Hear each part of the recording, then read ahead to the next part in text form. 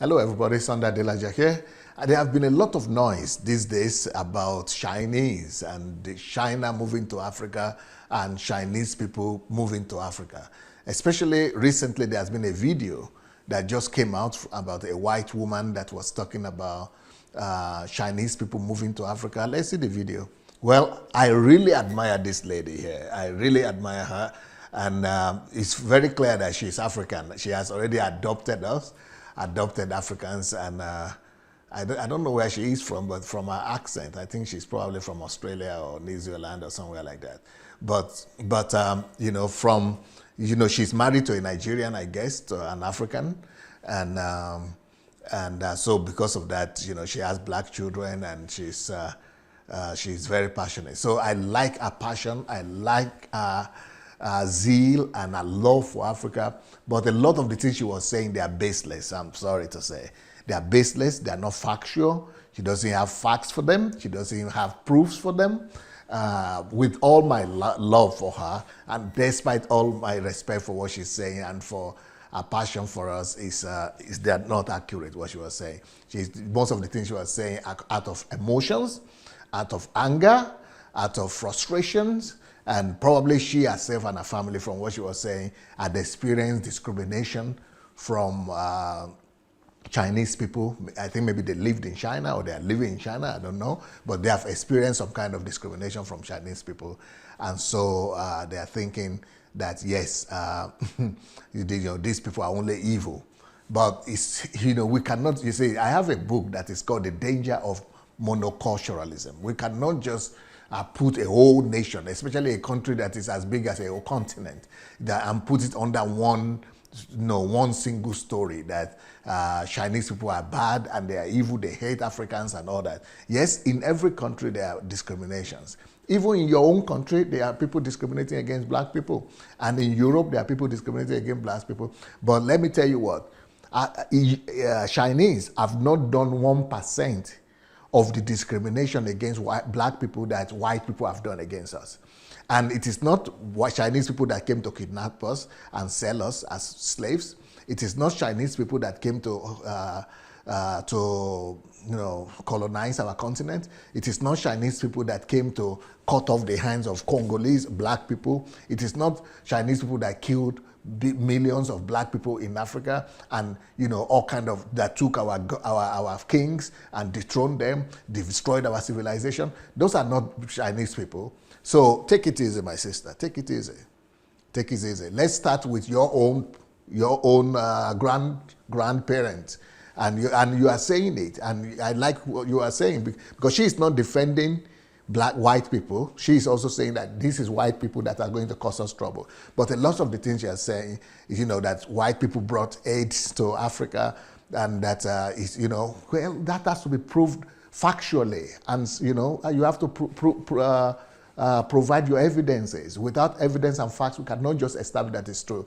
She said that the Chinese people, because Nigeria has just welcomed some Chinese doctors to come and help in the fight against COVID-19, and she is saying, why? Who is the leader that is doing this? How could you people allow this? Hey, my sister, do your research before you come and, I don't want to use the word run your mouth, that's what Nigerians say. Before you come and talk in public, make sure you do your research. That's just my little advice to you. I mean, you are a white person, you know how strong white people are about research. Do your research. Now, those people that came to Africa, Africa is not the first place that Chinese doctors are coming. Even the most advanced countries in the world are taking Chinese aid, that Chinese help. England was taking Chinese help, asking for Chinese help. Italy, Spain, America is taking Chinese help. All over the world, people are taking help from China because they are the first people who encountered this problem, and they know how to fight against it, and they are the ones who have recorded the first victory against COVID-19. So that's why everybody is asking for their help, and their doctors are all over the world right now. Even in the countries that you don't know about, they are all over the world. So it's not just Africa that is asking for the help of China. That's number one. Number two, you said they just finished curing COVID-19 patients in China, and now they came out of the hospital and they're now going to Africa to come and infect African people so that they will die of COVID. That's it. Hey, my sister, that's the problem. That's what happens when you don't do your research. And you said they didn't go to quarantine, which is not true. Just go to Google, is your friend. Just go to Google and write Chinese doctors in Nigeria. Chinese doctors, you will see that the first thing Nigerian government did when they welcomed them is that they took them to quarantine. 2 weeks quarantine. They are in quarantine right now as we are talking. Maybe they have come out now, but they have been forcefully put in Nigerian quarantine. Even though some of them protested that they already done the quarantine in their place, but now in Nigeria, they make them to go to quarantine. So don't just be coming to tell us stories. And because people are believing these kind of things that people like this are talking about, they are going through quarantine, and only after that they will be rendering professional help for our people. So are we better than the Europeans and the Americans that are taking their help? Are they going to kill all Europeans too? Are they going to kill all Americans too? Hey, take it easy, guys. Then they are talking about Chinese. The Chinese has said they are going. They said they have produced vaccine and they are going to test the vaccine in Africa. Hey, get your facts right. It is not China that has claimed that they have vaccine and that they are going to test the vaccine in Africa. No, and it is not Chinese vaccine that is killing people in Africa. Even though my sister was doing all this emotionally and she was so passionate about it, but it is not accurate. It is she also mentioned it is only the French journalists that were talking about experimenting their vaccine on Africans, but not Chinese. Okay, now let me go back to my own topic. Why I personally am not concerned and I'm not worried about China moving to Africa. I'm not concerned and I'm not worried about it. In fact, I am I'm going back to Africa, and most people who know me know about this. I'm going back to Africa, and when I go back to Africa, I'm going to take with me at least 2,000 people.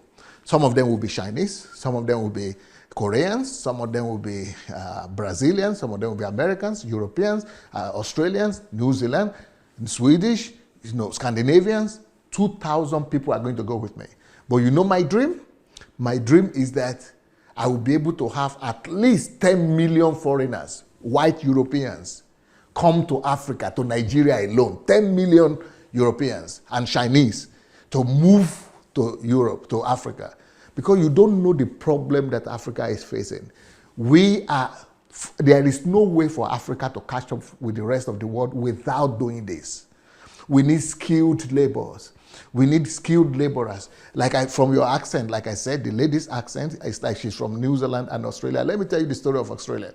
You see Australia that has been developed, and you know that in Australia you also have the Aborigines. Let's not talk about discrimination against the Aborigines, but can you explain the reason for the development of Australia, New Zealand? Why have they quickly so developed and have become like Europe? It's because people from Europe moved there and they have seen what development is like in their continent. They know how to bring development. That's why they could build a country and a continent that is so developed so rapidly. The same thing, you want to know why America has so developed so fast? Is because they came from Europe and Europeans moved there. They know what development is. They know what water system is. They know what all the other things mean. So they moved already knowing what they were going to build. Like right now, one of the greatest things that has happened to Africans is that Africans are now going out to go and see what civilization and development is. So they are now going to be bringing those things back. But can you imagine us having an influx of foreigners, just like they flock to America, just like they flocks to New Zealand and Australia, and we have 10% of our population. Only 10% we need. In Nigeria, we need 10 to 20 million foreigners to come and live there. If they live there, we are going to interact with Africans. They are going to interact with Africans. The only condition is that our government must make sure that they live under our law. And we must control the whole thing that they are not, doing what the Chinese are being accused of doing right now.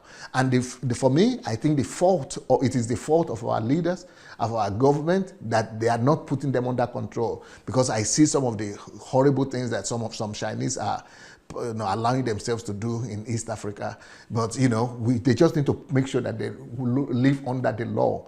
But right now, we need that. If we don't do that in Africa, if we don't bring in foreigners to come and live alongside with our people, at least 10 to 10, 10 to 100, even if we just have 100 black people, 10 foreigners, we'll be able to interact and be able to learn a lot of things, how things are done. This is how most places are developed. That is how America is developed. That's how Latin America is developed. That is how, look at Latin America. It's a mixture of Europeans and other people too. That's how they have been able to develop a little bit. And the same thing with Australia, New Zealand, and things like that. The same thing even in Africa itself. Go to South Africa. There is a mixture of blacks and white people, because the white people that are there, they have been able to see, they have been exposed to civilization. We need people like that in the rest of Africa. That is how we could have rapid development. That is one of my strategies. If I had been a leader in Africa, I would have done that. I would have gone to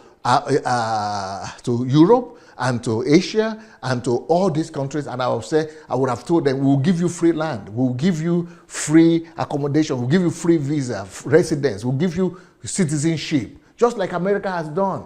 America is giving citizenship every year. Even though they are developed countries, they are still giving green card citizenship to countries, people from all over the world. And they are still giving special visas for IT people, specialist people, for the educated people to come and develop their countries. That is the way of progress. It's not by locking out other people and saying, oh, we're afraid we're going to lose our land. No. It's by being being civil and looking forward, being insightful, having foresight. That is how we are going to be able to develop Africa. If we are just going to depend on ourselves, that we ourselves will do it, it will take another 200 years before we can catch up with the rest of the world. Maybe 2,000 years even.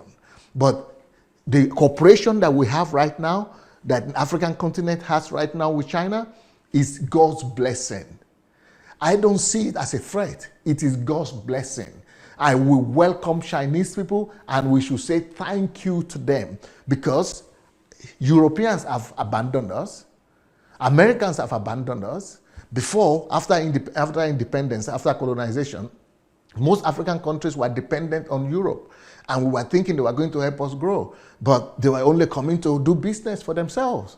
And right now, the investments of Europeans in Africa is being reduced to 30-something percent, 34%, and Americans' investment is being reduced to 15% or so. So if not for them, if not for Chinese, we would have just been left back in poverty. Like right now, in the last 10 years, Africa's development has started growing faster than it was in the 60s and 70s, just because of Chinese investments. Thanks to China, the African countries now have credit lines. We now have foreign aid. We now have special funds for development and financing, and we now have access to better importation. Right now, Africa is the biggest trade partner of Africa is China. It's bigger than America, bigger than Europe, bigger than all Europe and America combined together. They are now doing more infrastructure, bringing more growth and development to Africa than all other countries put together. If China has abandoned Africa, like Europe abandoned us, you don't know what poverty is. I have been through poverty, and people in Africa, they are in poverty, dying out of poverty every day, so much that some of them are ready to go and risk their life in Libya. Some of them are ready to go and be drowned in the river, like in the Mediterranean Sea. Some of them walk through the wilderness to get to Europe. Some of them are just ready to do anything just to survive. So what China is doing, the advantages outweigh the disadvantages in a big manner. If you imagine the kind of infrastructure they are bringing to us, is unbelievable. Right now, thanks to China, where the biggest problem in the continent is lack of electricity. And what's the name of this guy? Is it Akon? Akon, I think the musician, Akon, is bringing electricity to a lot of countries in Africa, and that electricity is in partnership with Chinese. It's because of China. Solar energy is right now all over Africa thanks to Chinese. Wind farms is all over Africa right now thanks to the Chinese. And it is also their money that they are bringing to do that. Yes, it's a loan. We have to pay back. But their loan conditions are much more better than the loan conditions of IMF, World Bank, and all those creditor countries that are in the West. Paris Club and London Club, all those places, their loan conditions are horrible. That is why we Africans started going to China to ask for loan. I mean, ask countries like Morocco. They have resolved their electricity problem now thanks to China.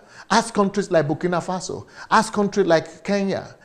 They have been able to build the airport. They have been able to build the railways line. Ask countries like Ethiopia, Rwanda. Look what's happening in Rwanda right now. Half of the money that is being used in Rwanda to make Rwanda the way it is from China. Even Nigeria, we might not know about it, but it is thanks to Nigeria, to China that we are having all the transformation we are having right now. We say there is no transformation, but there is something. The light rail system that is from Abuja to Kaduna, who gave us the money and who did it for us? It's China. It's thanks to China. Even the Lagos one is thanks to China. Port Harcourt Airport, it is thanks to China. Even Lagos Airport, it is China. Lagos Ibadan at Abeokuta that they are doing, it is China. Kano and Abuja Airport and railway that they are planning to do, it is all thanks to China. So England doesn't care. America doesn't care. Australia, New Zealand, they just live for themselves. The whole world is living for themselves, if not for China. So we don't care what they are saying about China. If there are some questions, we will sit down with them. They listen to us because Chinese themselves have been oppressed. Chinese themselves have been underdeveloped. Just 30 years ago, they were just like us. They were the same underdeveloped. When I was coming to this country 35 years ago, the standard of living in Nigeria was higher than that of China. But today, the miracle has happened. We need to learn from them. They need to help us to unlock our potential. I mean, can you imagine that the Chinese government in the past 20, let's just say in the past 20 years, they have been able to invest over $400 billion into the continent. 400 billion. 400 billion. You know what 400 billion means? That is 20 times the budget of Nigeria. 20 times the budget of Nigeria. That is almost the GDP of Nigeria. It's bigger than the GDP of all countries in Africa. What this country has given to us. And at minimum interest. So, and if you talk about their investments that they have brought, I mean, they have come in, they have built roads, road networks, railways, ports, infrastructural projects in 70 countries all over the world, and 40 of those countries are in Africa. So just to dismiss China like that, I am not going to dismiss China. I'm going to thank God for China. If not for China, things would have been hopeless, totally hopeless. Right now, even with all that help that they are bringing, things are still hopeless in Africa. Yet, we are complaining. I'm sorry. Even without their help, can you imagine what could have happened? Things could have been totally hopeless. Despite their help, if things are still hopeless, and yet you are telling us that we should get rid of them. No, we will not get rid of China. We need them. We are going to partner with them. We are going to talk with them. We are going to think about ways that we could, build relationship with one another. We are going to improve our relationship with them, and we are going to help, ask them to help us to gain the kind of civilization and development that they were able to do in the shortest amount of time, especially in terms of infrastructure. Because, for example, in Nigeria right now, thanks to $12 billion investment of China, we have been able to build our coastal railway. And railway was gone and dead in Nigeria, if not for China. The same thing in East Africa. They have been able to restore and build a whole railway for their coast as well. In Addis Ababa, they spent almost $5 billion dollars to build Addis Ababa Djibouti Railway. They say 11 billion was spent to build the Bagamoyo economic zone. And these are all Chinese people doing it. And the same thing with Addis Ababa Djibouti Railway. They spent another, a whole bunch of money for that as well. A lot of things that are happening. Now, some people, of course, are complaining that, okay, we will not be able to pay the money back and, all that thing. Kenya, they are the ones who finance and build the railway system in Kenya, as well, and the airport. So, maybe not the airport, but I think railway system they built for China. For Kenya, yes. But people are complaining, but the money is not there. People is the money, the payback of the loan is eating into the budget of these African countries, and especially Zambia, that they now Chinese people are taking over. Is it the police or the mine, the copper mine, and things like that? Look, why should you blame China for that?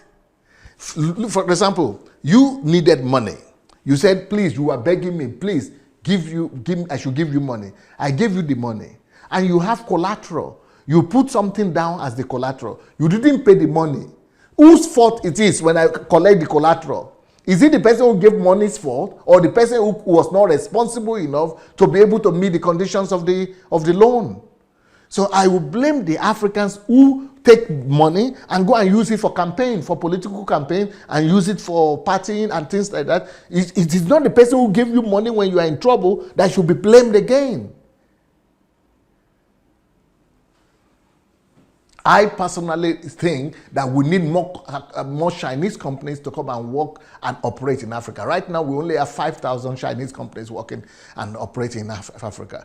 I think I want to beg China, if they are listening to us right now, that we need 500 companies, 500 industries to come to Africa, because Africa is big. We have 50 countries in Africa. If it is 500,000 companies, yes, then we can be talking, that will only be 10, is it 50, that is 50,000, we have 50 countries in Africa, so it will only be 10,000 companies-ish in every country. If we have 10,000 industries, companies in every country, then we can be talking about development.